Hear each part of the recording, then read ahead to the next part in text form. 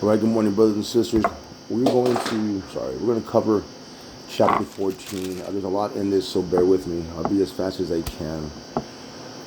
At this point now, we already know that Absalom had killed Amnon, and David mourned every day for Absalom. Absalom now went to Geshur and still with the king over there. He was gone for 3 years. And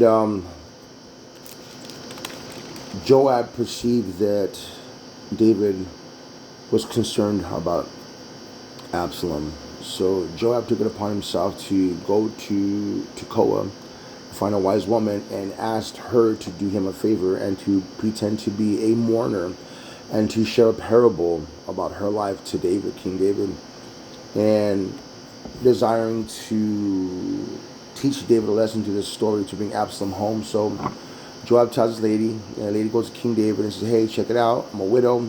I have 2 sons, and one day they both got in a fight, and one killed the other. Now, my family came up against me and said, hey, we want the one that killed his brother because we want to extinguish him too. And she's like, please don't let him do that. Don't let my family take his son because he's the only ember I have left, the only remnant, and it'll extinguish my husband's bloodline. And King David was like, you know what, don't worry about it. I got you. You're good. And she's like, well, can I ask you something else too? So she asked him also another portion of the parable, and David's like, don't worry, no one's gonna touch your child. You're gonna be fine. And she goes, can I say one more thing? He's like, okay, go ahead. She's like, this is you. Just kind of like when David and Bathsheba and Nathan the prophet said, hey, you are that man. This wise woman at Tekoa said, you are this man. Why are you casting out your son Absalom like he did something wrong when he was distinguishing justice, something he should have done? And David was like, ooh. He goes, wait a minute. Did Joab put you up to this? She's like, yes. He goes, all right, get out of here, go. Now, at this point in time, David just sends for Absalom. Absalom was there for 3 years. All right, David sends for Absalom and says, hey, I'll bring him to Jerusalem now. Take him out of Geshur and have him stay in Jerusalem, but I don't want to see him.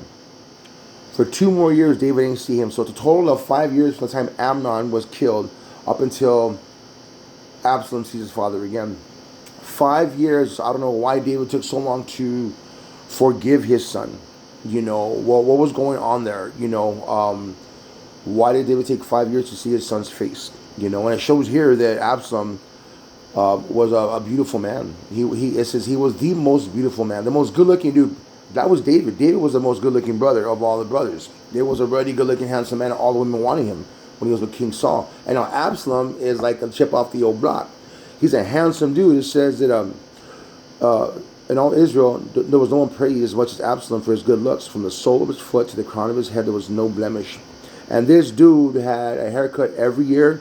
And every year because his hair was so long and so beautiful, every year he get a trim. What if the fool had bangs? I'm sorry. A little Edgar haircut. Anyway, it's early Tuesday morning, brothers and sisters. But he'll cut his hair every year, and his hair would weigh 4 pounds. And everyone loved him. You're gonna see what happens in a minute, next chapter. But it took 2 more years for David to see him. So after 2 years of Absalom being there, Absalom was like, dude, I want to see my dad. So he sent for Joab, and Joab didn't come. He sent once. He sent his servants again. Hey, go call Joab, and Joab never came. Twice. Third time, he's like, you know what? He told his servants, hey, fool, my field's next to Joab's field. Go set his barley on fire.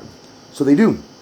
And Joab was like, man, what you doing for? Why you set my field on fire? He's like, what you doing? He's like, I called for you twice, man. You ain't come, so I had to take action to get you out here. He's like, what's up? He's like, dude, I've been here for 2 years in Jerusalem, and my pops ain't seen me. He's like, look, I was better off in Geshur with the king over there. I was better off over there because there was a lot more freedom to do what I got to do. He goes, if I've done something wrong, then let the king execute me. If I've done something wrong, let the king execute me. So Joab tells the king, hey, boss, your boy's like, he's talking, like, why is he even here if you're going to talk to him? Why you did something like that? Why you just like, not even going to see him? He's saying he was better off in Geshur. And David was like, bring him. And when Absalom goes to David, his father, Absalom just bows down and falls prostrate on his face. Then he gets up, and he goes to the king and kisses him. Here's what gets you, brothers and sisters. Forgiveness is key. There's only one sin that cannot be forgiven. That's blasphemy of the Holy Spirit. Every other sin on this world can be forgiven according to the person who has been hurt. How can you say that you are a believer or a Christian if you do not forgive? The whole thing of Jesus on the cross was forgiveness. Christ, forgiveness. Remember, it is God who judges, not man. And if a man judges, then God's going to judge the man the same way that man judged the other person. But if you forgive like Jesus forgave you, if you forgive, then guess what? God's going to forgive you. And forgiveness is key, is evidence of being a Christian.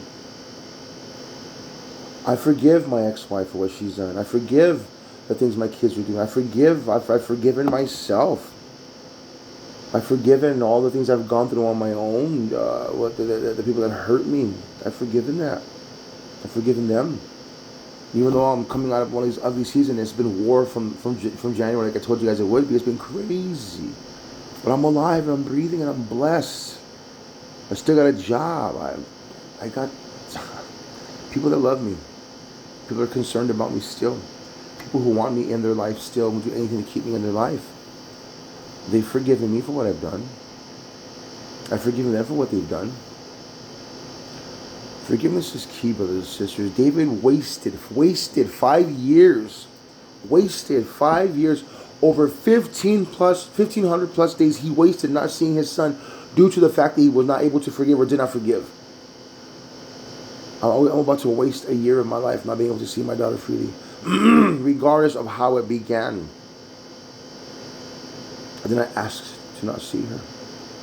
But it's being wasted and she's suffering by the hand of someone else suffering. And that's not right. I forgive the one that's causing her to suffer. I just hope they can forgive me. But forgiveness is key in Christianity, brothers and sisters. And David wasted 5 years of his life without his son. 5 years his son was just without his dad. Brothers and sisters, if someone's hurt you, God's giving you someone to forgive today. Do not waste any more time. Remember, forgiveness might not heal the person you hurt, but forgiving someone's going to heal you. Help heal you. Thank God to forgive you for you to be healed.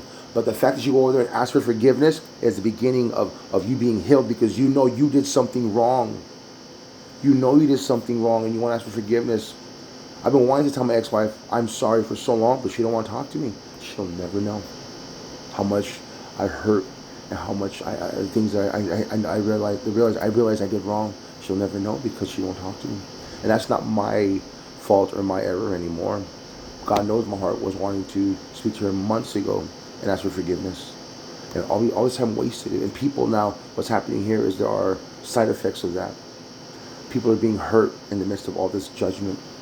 And look, you're going to see what happens next. This next chapter with Absalom. 5 years not seeing dad, what happened? You see what I'm saying? 5 years not seeing his dad, what happened? So brothers and sisters, if somebody's hurt you today, God's giving you someone to forgive. Forgive them as God forgiven you. Much love to you all. Have a blessed Tuesday. Excuse me. Remember, choose wisdom over the world.